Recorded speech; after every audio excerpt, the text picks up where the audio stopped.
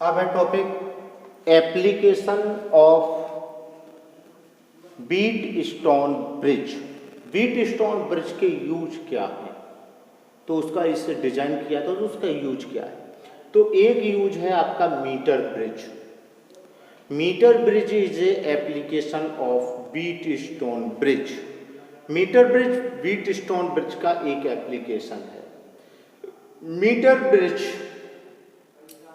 The principle of metre bridge is the principle of Wheatstone bridge. The construction of meter bridge, the use of meter bridge to find unknown resistance, to find unknown resistance. Use of meter bridge का use क्या है? To find unknown resistance, किसी unknown resistance को find करने के काम आता है। जिस तरह से व्हीट स्टोन ब्रिज होता था उसमें 4 रेसिस्टर लगे होते हैं और इन 4 रेसिस्टरों को हम किस शेप में रख लिया है, ये कोऑर्डिनेटर शेप में, P है, Q है, R है और S है। हम बात करते हैं कि इन 3 को अगर हमें पता हो तो हमें ये चौथा वाला रेसिस्टर अपने आप फॉर्मूले से पता लग सकता है। कैसे? अगर ये बैलेंस कंडीशन में हो, गैल्वेनोमीटर में 0 करंट हो जाए तो उस कंडीशन में हम क्या देखते हैं कि P/Q = R/S होता है। यहाँ में ये सब तीनों पता है, फोर्थ वाला निकालना है तो S = फॉर्मूला क्या हो जाएगा, Q/P × R। इससे हम क्या निकाल सकते हैं? इससे हम अननोन रेसिस्टेंस S को फाइंड कर सकते हैं। तो ये प्रैक्टिकल वे इसका मीटर ब्रिज है। मीटर ब्रिज इस व्हीट स्टोन ब्रिज का प्रैक्टिकल एपरेटस है। यहाँ हम इसको फॉलो करते हैं। किस तरह से? देखिए, मीटर ब्रिज होता है, उसमें 1 मीटर का एक ये वायर लगा होता है। ये जो दिख रहा है ये वायर है, ये 0 to 100 सेंटीमीटर यानी 1 मीटर का होता है। वायर के पास एक स्केल लगा होता है। वायर किस पे लगा होता है? वायर एक वुडन सीट पे लगा होता है। लकड़ी की सीट होती है, उस पर एक वायर लगा होता है, 1 मीटर लॉन्ग वायर होता है। उसके साथ यहाँ पर एक स्केल लगा होता है। यहाँ ये 2 L शेप की कॉपर स्ट्रिप होती हैं, कॉपर स्ट्रिप होती हैं, L शेप में ये स्ट्रिप होती हैं और एक यहाँ एक स्ट्रिप लगी होती है। कहाँ रखी होती है स्ट्रिप? ये स्ट्रिप लगी होती है वुडन सीट पर। ये थिकर कॉपर स्ट्रिप्स हैं।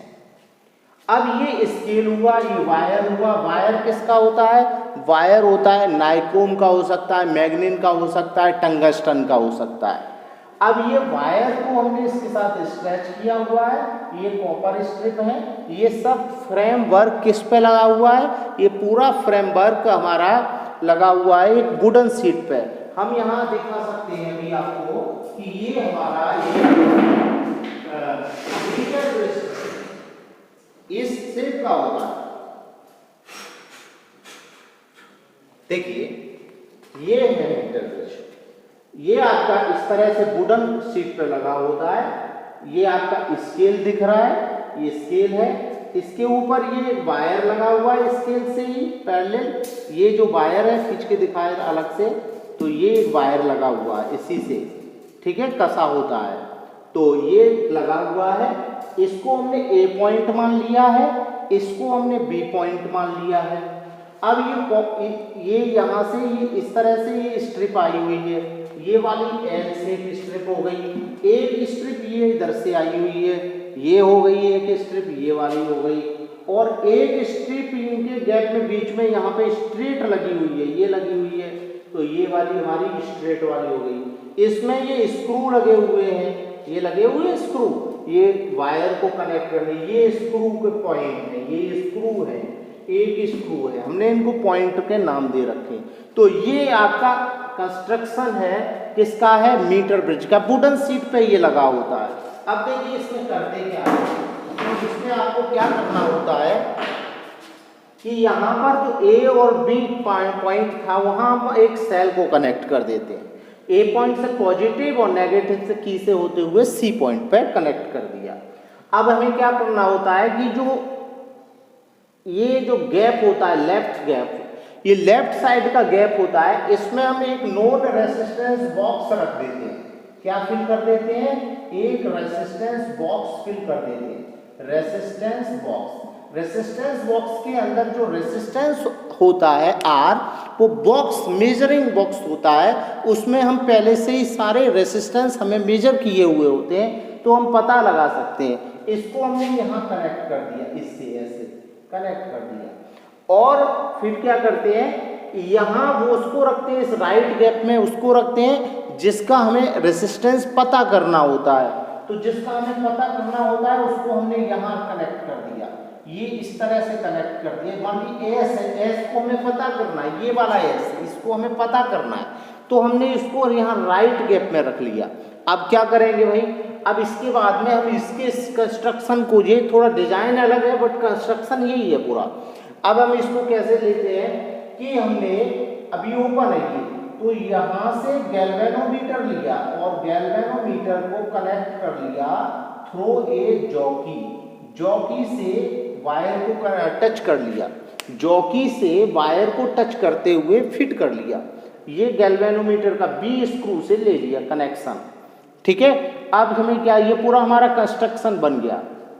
तो कंस्ट्रक्शन के लिए फिर से एक बार समझ लीजिए क्या क्या है। एक parallel wire stretch to scale of 1 metre, point A and point C, 2 L shape copper strips connect to A and C, and another is straight strip placed in gap between L shape, and 2 gap right side and left side. Right side gap fill in a resistance box, and left side fill resistance box, and right side fill unknown resistance, connected into unknown resistance, or cell connected to positive, negative connected through a key to C, की से होते हुए C से connect है। Screw B connect to galvanometer and other end of galvanometer connect to a jockey J. Jockey J moves free moves on wire, wire पर move कर सकता है। जॉकी कैसे होता है? जॉकी ये होता है, ये जॉकी होता है, इस पे यहाँ पे हम वायर को यहाँ कस लेते हैं, यहाँ से ऐसे टाइट कर लेते हैं, और जो इस पॉइंट पेन जैसा पॉइंट होता है, इससे हम इस तरह से उस वायर पर इस पे आराम से मूव कर सकते हैं। तो इससे क्या होगा, इस तरह से मूव करते हैं इसको, इससे क्या पता लगाएंगे, इससे ये पता लगाएंगे कि जैसे ही हमने इसको ऑन किया, वर्किंग के लिए हम क्या करेंगे, इसको ऑन करेंगे, कंस्ट्रक्शन हो गया वर्किंग के लिए, इसको जैसे ही ऑन किया, ऑन करते ही क्या हो जाएगा, गैल्वेनोमीटर में डिफ्लेक्शन आ जाएगा, क्योंकि यहाँ से करंट पास होगा, करंट पास होगा, इस वायर पे करंट होगा, स्टेडी करंट होगा, तो इस पे पोटेंशियल ग्रेडियंट होगा, पोटेंशियल होगा।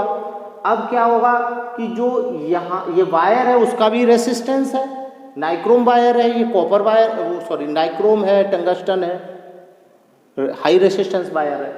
तो इस पे हमने यहाँ टच किया, यहाँ टच किया, तो क्या हुआ कि इसका और इसका रेसिस्टेंस, अगर R का और S का, इन दोनों का रेशियो, इसकी लेंथ और इसकी लेंथ,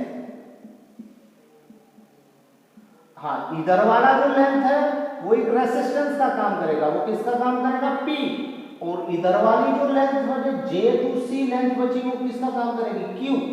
अगर ये वाले दोनों रेसिस्टेंस रेशियो R और S, एनोड का S का रेशियो इसके और इसके रेशियो के इक्वल नहीं हुए, तो गैल्वेनोमीटर में डिफ्लेक्शन होगा। गैल्वेनोमीटर शोज डिफ्लेक्शन, क्या दिखाएगा, डिफ्लेक्शन दिखाएगा। और अगर R और S इस वायर का रेसिस्टेंस इसको मूव करते हैं, इधर उधर ऐसे मूव करते हैं, तो इधर का रेसिस्टेंस और इधर का रेसिस्टेंस और इन दोनों का रेसिस्टेंस अगर इक्वल हो जाता है तो सोर्स तो क्या दिखाएगा, no deflection, no deflection, zero deflection हो जाएगा। जब इसमें जीरो डिफ्लेक्शन हो जाएगा उस कंडीशन में हम ये वाला फॉर्मूला लगा लेंगे, S equal to Q upon P into R. इस फॉर्मूले का यूज करके हम क्या निकालना चाहते हैं, S निकालना चाहते हैं। अब S निकालने के लिए हमको R चाहिए, R तो यहां से मेजरिंग बॉक्स से पता लग जाएगा रेसिस्टेंस कितना है, लेकिन Q और P पता लगाने के लिए क्या करेंगे कि यहां से यहां तक का A टू J जो लेंथ है वो P का रेसिस्टेंस होगा। ये किसका रेसिस्टेंस का काम करेगा, ये P के रेसिस्टेंस का, P प्रोपोर्शनल टू L, यानी P equal to K for potential gradient, and Q equal to K 100 minus L। अब यहां से P over Q equal to क्या हो जाएगा, KL upon K 100 minus L। K से K कैंसिल हो जाएगा, तो यहाँ क्या फॉर्मूला बनेगा, यहाँ फॉर्मूला बन जाएगा हमारा, जैसे ये है आपका S equal to Q over P into R, S equal to Q over P की वैल्यू हो जाएगी यहाँ से 100 minus L over L into R। तो हम यहाँ से इस स्केल के थ्रू यहाँ जॉकी की पोजीशन को मेजर कर लेंगे और वहां से L पता लग जाएगा, 100 में से L को माइनस कर देंगे तो इधर वाला लेंथ आ जाएगा। तो ये जो लेंथ है वो P और Q रेसिस्टेंस का काम करेगी, और क्योंकि resistance directly proportional to length, length के प्रोपोर्शनल होता है रेसिस्टेंस, तो हम रेसिस्टेंस की जगह वहां उसकी लेंथ ले सकते हैं। तो हमने यहाँ Q और L की लेंथ ले ली, ये R मेजरिंग बॉक्स से पता लग जाएगा, और S की वैल्यू हम फाइंड कर सकते हैं, यानी हम अननोन रेसिस्टेंस को पता कर लगा सकते हैं। तो ये हमारा एप्लीकेशन है, ये बेस है किसके प्रिंसिपल पर, व्हीटस्टोन प्रिंसिपल पर। ये एक एप्लीकेशन है, एपरेटस है जो व्हीटस्टोन ब्रिज को प्रूव करता है कि इस तरीके से हम रेसिस्टेंस को पता कर सकते हैं, अननोन रेसिस्टेंस को फाइंड कर सकते हैं। तो ये जो आपका प्रैक्टिकल भी है, प्रैक्टिकली भी आपको दिखाया कि ये रेसिस्टेंस होता है। अब इसको हम नेक्स्ट टाइम में प्रैक्टिकल करके दिखा देंगे कि इस तरह से इसको यूज किया जाता है। ओके, तो आपको ये दिख रहा है, नहीं दिख रहा होगा कि ये कैसे है। देखिए यहाँ पे ये P proportional to L, proportional आते हैं तो एक कांस्टेंट आता है, ऐसे ही Q equal to K 100 minus L हो गया, और यहाँ से P ओवर Q कर देंगे तो क्या हो जाएगा, KL upon K 100 minus L, K से K कैंसिल, तो ये आ गई थी वैल्यू। तो इसको हम इस तरह से प्रूव कर सकते हैं। नेक्स्ट टाइम में इसका प्रैक्टिकल से आपको प्रूफ हो जाएगा। बाकी का इसको आपका समझने के लिए ये काफ़ी रहेगा, इसको आप फिर से एक बार समझिए।